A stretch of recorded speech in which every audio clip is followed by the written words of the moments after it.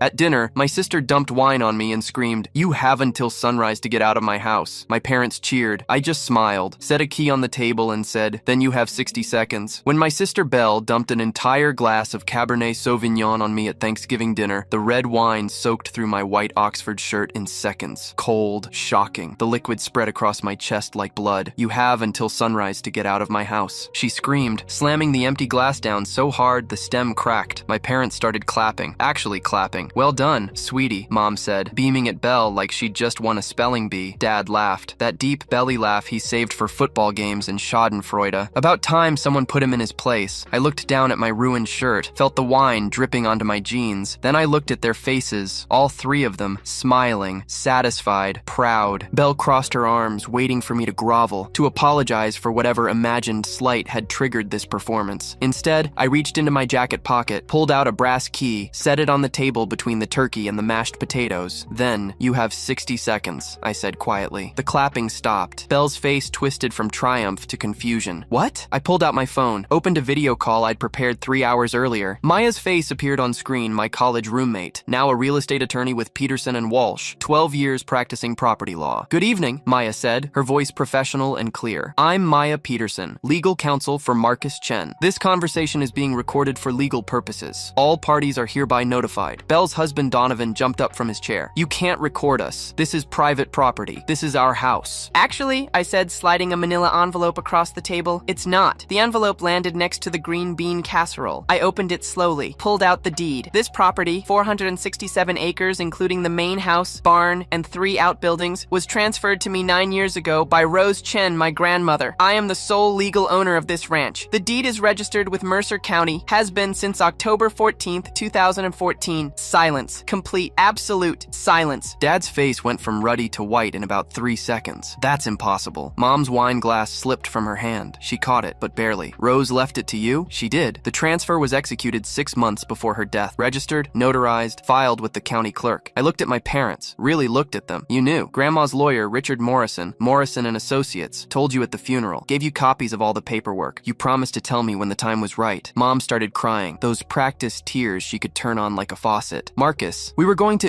to what? Sell it out from under me?" "Oh, wait, that's exactly what you tried to do." Belle lunged across the table, reaching for the deed. I pulled it back. "That's a copy. The original is in a fireproof safe at Peterson and Walsh, along with 9 years of documentation." "This is fake," Belle shrieked. "Mom, Dad, tell him it's fake. Tell him this is some sick joke." My parents stared at their plates, at the table, at anything except Belle's face. "Tell him," Belle's voice cracked. "Tell him Grandma Rose left this house to you, to us. Tell him," Dad's voice came out barely above a whisper. "It's real." Belle's mouth fell open. She looked between our parents and me like she was watching a tennis match. "You knew? This whole time? For 9 years you knew?" "They knew," I confirmed. "Let me back up. I'd been living on the ranch for 11 years total. Moved back after college when Grandma Rose was diagnosed with stage 3 lung cancer. Someone needed to take care of her. Someone needed to run the property. My parents lived 2 hours away in Spokane. Belle was in Seattle pursuing opportunities, which meant bouncing between retail jobs and bad relationships. I was 23, fresh out of Washington State with a degree in agricultural business. I quit my job offer at a seed company and moved back home. Just until she's better, Mom had said. Grandma Rose died 14 months later, November 3rd, 2014. I was 24 years old and sitting next to her hospital bed when she stopped breathing. At the funeral, Richard Morrison, her lawyer, 62 years old, practiced law in Mercer County for 37 years, pulled my parents aside. I saw them talking, saw Mom cover her mouth, saw Dad nod seriously. They came back to where I was standing. "Grandma left some things to sort out," Mom said. "Legal stuff. We'll handle it." "What kind of legal stuff?" "Just estate things. Don't worry about it. You have enough to deal with." I believed them. For 9 years, I believed them. The first incident happened 2 months after the funeral. I was sitting at the kitchen table going through bills. Property taxes were due. $4,200 for the year. "I'll get it," Dad said, taking the bill from my hand. "Are you sure? That's a lot." "Marcus, this is our house. Our responsibility. You've done enough taking care of Mom. Let us handle the finances. Our house." That's what he said. I should have questioned it. Should have asked to see the deed, the will, something. But I was grieving. I was exhausted, and I trusted them. Dad never paid those property taxes. 3 months later, I got a notice from the county. Overdue taxes. Penalties accruing. 10 days until they placed a lien on the property. I called Dad. "Did you pay the property taxes?" "Oh, damn. I forgot. Can you cover it? I'll pay you back." I paid it. $4,600 with penalties. He never paid me back. That became the pattern. 6 months after Grandma died, the water pump failed. Completely. No water to the house, the barn, anywhere. It's going to cost about $3,200 to replace. The plumber, Terry Wall,